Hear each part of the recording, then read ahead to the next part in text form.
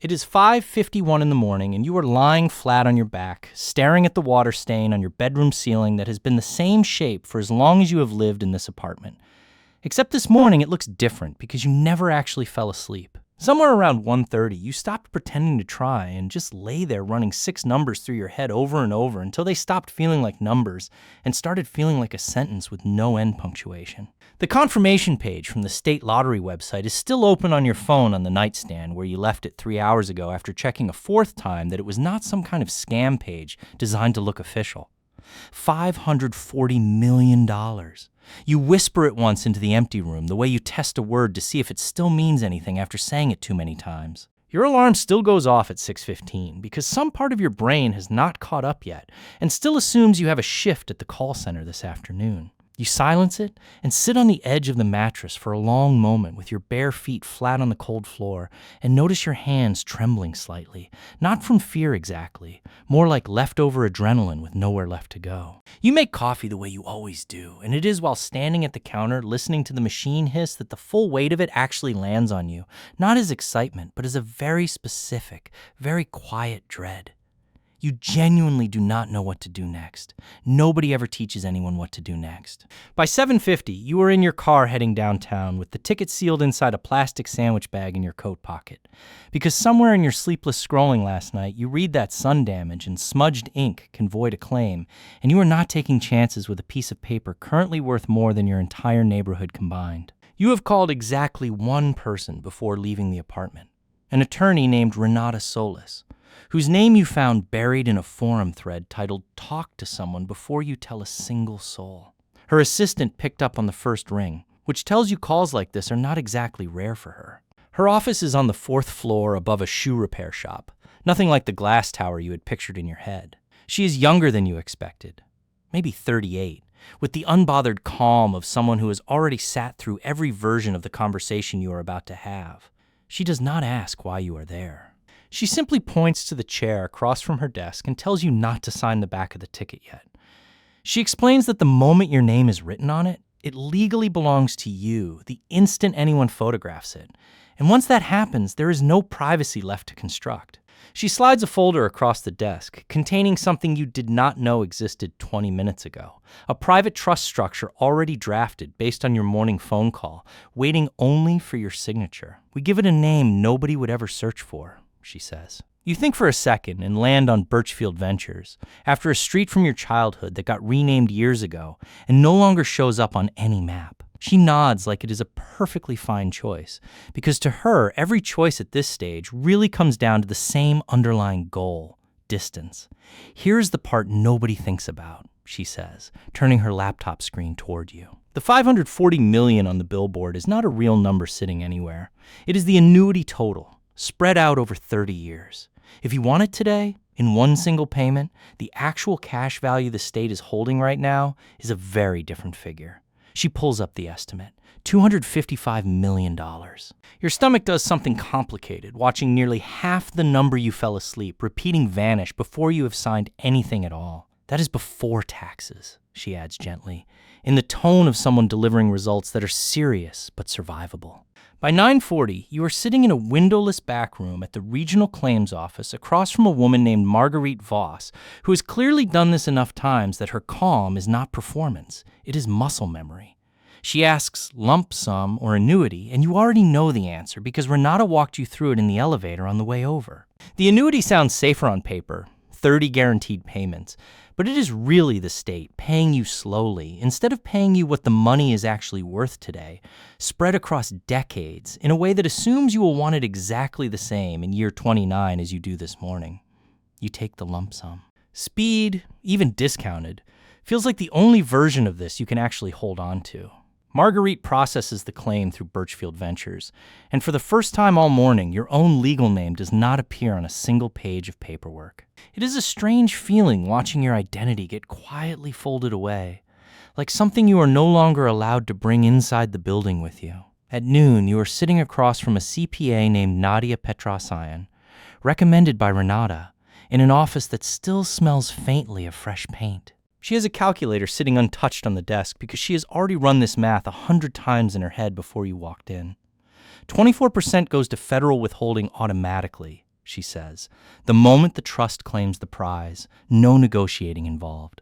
On $255 million, that is just over $61 million gone before lunch. But she is careful to explain, in the same even voice she probably saves for worse news, that 24% is only a down payment. A win this size lands you in the top federal bracket, 37%, and the remainder comes due the following spring. Another $33 million or so, quietly waiting, already counted by the government, even though you have not touched a cent of it yet. There is one small mercy tucked inside all of it. Your state adds no additional tax on lottery winnings, so whatever the federal government leaves behind, you actually keep. Once everything settles, the number that is genuinely, finally yours lands at $160 million. It does not feel like winning. It feels like watching a number get sanded down by people who all seem to understand something you do not. Your phone buzzes on the desk. A text from a name you have not seen in 8 years. Corbin Yates, a guy who sat behind you in a high school history class and never once spoke to you again after graduation. Hey, stranger, been way too long. How have you been? You stare at it, confused, until you remember your win has not been announced anywhere publicly yet, which means Corbin texting you today of all days, out of pure, unprompted nostalgia, is either an extraordinary coincidence or proof that someone inside that claims office already talks too much. Nadia sees your face shift and does not even ask what happened. Word travels fast in small systems, she says. Get used to that. By 2:10, you are sitting in a diner 3 blocks from Nadia's office trying to steal 10 minutes that do not involve paperwork when your sister Delphine calls. You almost let it go to voicemail, still rattled by the Corbin text. But it is your sister, so you answer. She sounds completely normal at first, asking about weekend plans, mentioning her car has started making a strange sound again. It is such an ordinary conversation that for a moment you almost forget what is currently sitting inside a trust with your grandmother's old street name attached to it. Then, almost as an afterthought, she mentions her landlord raised the rent again, that she is thinking about picking up extra shifts at work. And before you have even decided to say it out loud, you hear yourself say you might be able to help.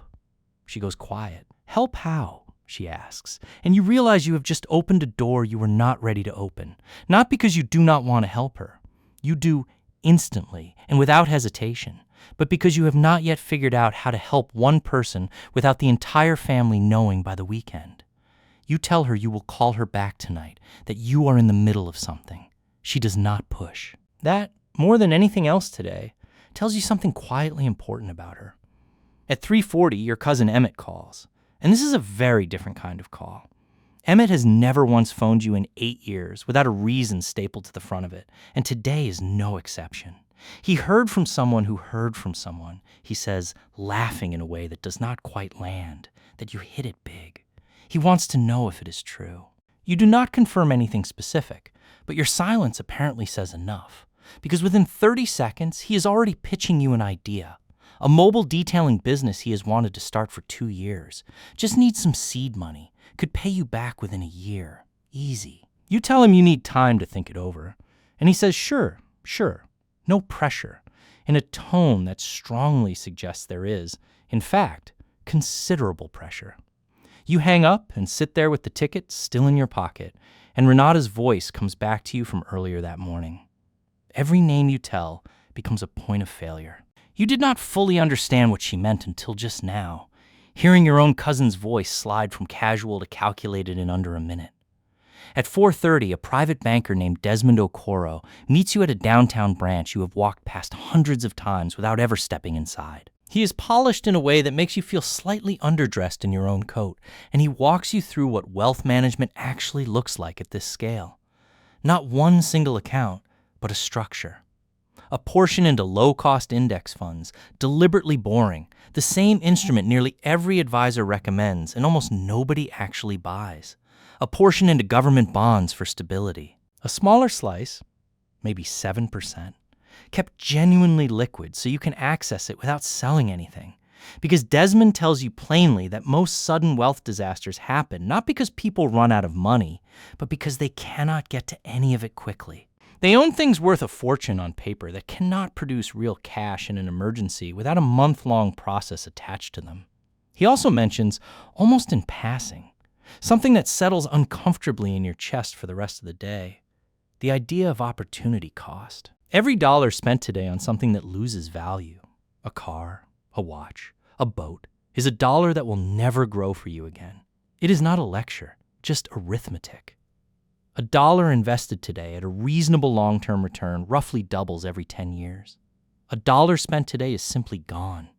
He is not telling you to spend nothing. He is telling you to notice the difference between spending and disappearing.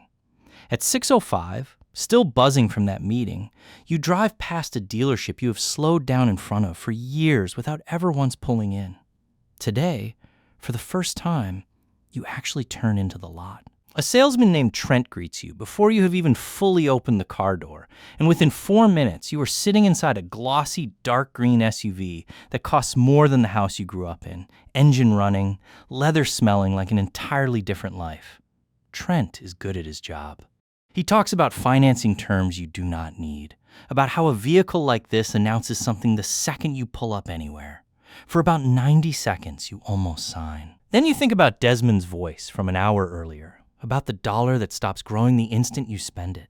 And you think about the $540 million on the billboard that had already shrunk to $160 million before lunch. And you realize you are sitting in a showroom 2 hours after learning exactly how fast large numbers disappear, about to make one disappear faster, on purpose, for leather seats. You tell Trent you need to think about it. He hands you a business card with obvious disappointment, and you drive away in your own car, older, quieter, and somehow the first decision all day that actually feels entirely yours. By 7:30, you are back home, and your phone has not stopped buzzing since the diner.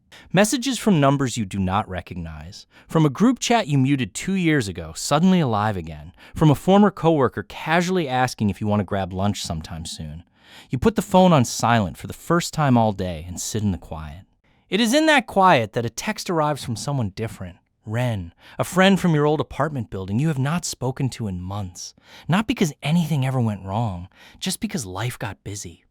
No reason, just thought of you today. Hope things are good. No mention of the news, because she has no idea yet. No ask tucked underneath it, just a person checking in on an ordinary Tuesday for no reason at all. You sit with that message longer than you sat with any single piece of paperwork today. You realize, quietly, that you have spent the entire day learning to tell, almost instantly, the difference between people reaching toward you and people reaching for whatever is now attached to your name. Ren's text is the first one all day that does not ask you for anything at all. At 9, you call Delphine back, the way you promised. This time you tell her everything, not the exact number, not yet, but enough that you won, that it is real, that you are figuring out how to help without it turning into news inside the family group chat by morning. She is quiet for a long moment, and then she says something that catches you off guard. You do not have to fix everything tonight. It is such a small sentence, but it is the first thing anyone has said to you all day without an angle folded into it somewhere. Something in your chest loosens slightly for the first time since 5:51 this morning. You tell her about the rent. You tell her you will cover it, quietly, through the trust, exactly the way Renata explained it. No headline, no announcement, just a problem that quietly stops existing without anyone needing to know why.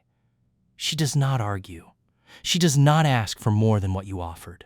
That more than the 160 million sitting somewhere with a made-up street name attached to it feels like the only real proof all day that something in your life is still exactly what it was yesterday.